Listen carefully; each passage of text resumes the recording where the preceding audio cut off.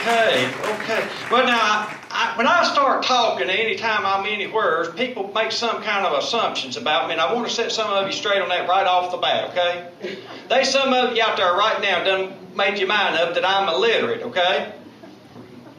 My mom and dad was married well over 3 weeks before I was born, so I'm not illiterate at all, okay? Now, there's folks that would say that people only married 3 weeks shouldn't be starting a family.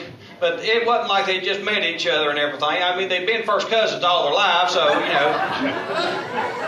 Now, the kids down there at the trailer park, they made fun of me. They did. They knew I was inbred and corn-fed, and they'd make fun of me. But I had the last laugh on them because, see, being inbred, I was born with 6 toes on each foot. Guess who was the first kid in that trailer park who could count to 22? I come from a really, really big family. I'm one of 15 kids. 10 boys and 6 girls. And this, I'll name them for you there just a second. They say there was Chris and Sammy and Alex and Floyd and Homer and Eugene. That's the 6 sisters.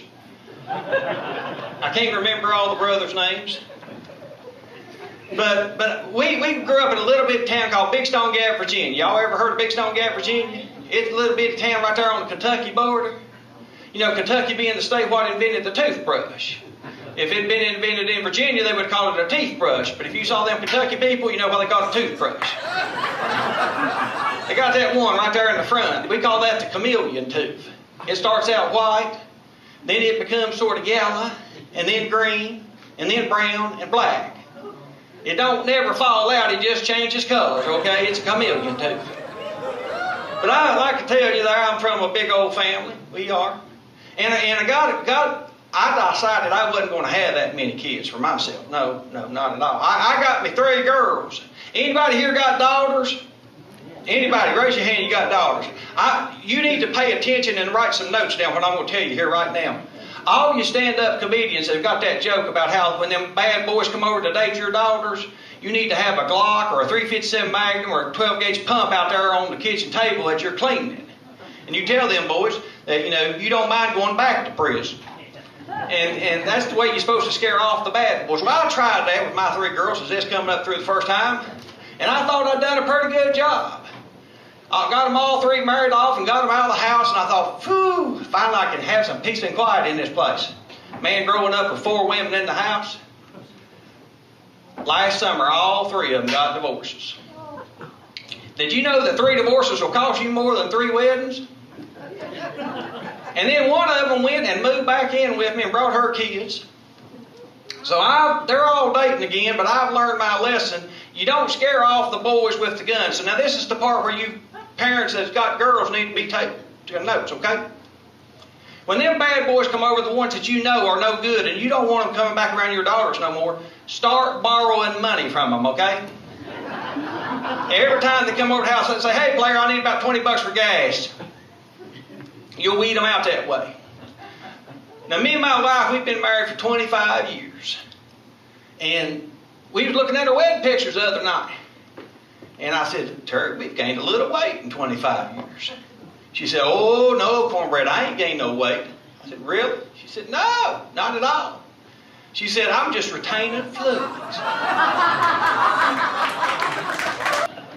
I said, well, then I reckon I ain't gained no weight either. But I'm sort of like Bruce Hedder. I'm retaining biscuits and gravy. Now, sometimes people will ask me, they'll say, now, Cornbread, is all this stuff you're telling us true? I want y'all to know that I'm on the level with you. Now, women, you ain't going to believe this, but there are men what will lie to you. I know y'all think that all men tell the truth, but that's not a fact. They will lie. But women, if you want to know if a man's going to be on the level with you, turn him sideways. If the man's got a bubble in the middle, that man's on the level, okay? Now, how many of y'all believe in love at first sight? Let me tell you, when I saw my wife, we was at church on a Sunday night, and after they have the preaching, they take you over in the fellowship hall. They let you make you a bologna sandwich. I walked in and I saw her sitting there at the table. Lord, my heart started going pitter-patter, pitter-patter, pitter-patter, pitter-patter, like that. Lord, have mercy. I said, oh, I got to talk to that girl. I walked up to her. I was acting all debonair. I said, my name's Cornbread. What's your name? She said, my name's T-Bug. I said, well, T-Bug, what you been doing today? She said, well, this morning after church, I went home, washed and waxed my new Ford F-150 pickup truck, hooked it up to that bass tracker boat, took it out there on South Holston Lake, caught 3 of the nicest smallmouths you ever did see. Got them marinated and got them flayed out, marinated in the refrigerator, and some buttermilk. Going to fry them up for supper tomorrow night. Folks, I want you to know I dropped to my knees right there in church and proposed and begged that woman to marry me. The woman got a truck, she got a boat, she can fish and cook. You didn't let one like that get away. And the reason I know that it was love at first sight was she lied to me. She didn't have no truck, she didn't have no boat, she couldn't fish, couldn't cook, and had 2 of the meanest little girls I ever did meet. And I married her and adopted them kids, so I know it had to be love at first sight, all right? But you know, we decided that we was going to move out of Big Stone Gap. I worked for the highway department, and they said, we want you to come up near to D.C. and build some roundabouts. I said, roundabouts? How would you build a roundabout? They said, you know what a roundabout is, don't you? I said, well, where we come from, we describe time with a roundabout. See, this show started around about 6:30, and around about 10:30, we're supposed to go on over to McDonald's, okay?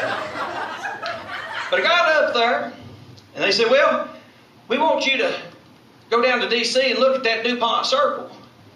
And we want you to know if you can build a roundabout. And they said, okay, you go down there and look at it. There's one called DuPont Circle, biggest roundabout in America. Well, I started driving in that D.C., and I got lost. Y'all ever known a man to get lost? I did the thing that's almost an unpardonable sin for a man. I stopped to ask for directions. I waited till I got to a red light, and I looked over, and there's a little Beamer sitting beside me, and I rolled the window down on my pickup truck, and I honked my horn and waved at him, and he rolled his window down. I said, hey, buddy, I'm lost. How do I get to DuPont Circle? Well, I want you to know he went to cussing on me, cussed me up one side, down the other, shot me the bird. Then when the light turned green, he took his little Beamer and cut me off. And when he did, I blew my horn at him as hard as I could. Now, where's Greg McDougal? I want Greg to know I did not do that in anger. I wasn't backslid. I wasn't doing it in the flesh. But his bumper sticker said, honk if you love Jesus. And I do love Jesus. Thank y'all for being nice to old country boy tonight.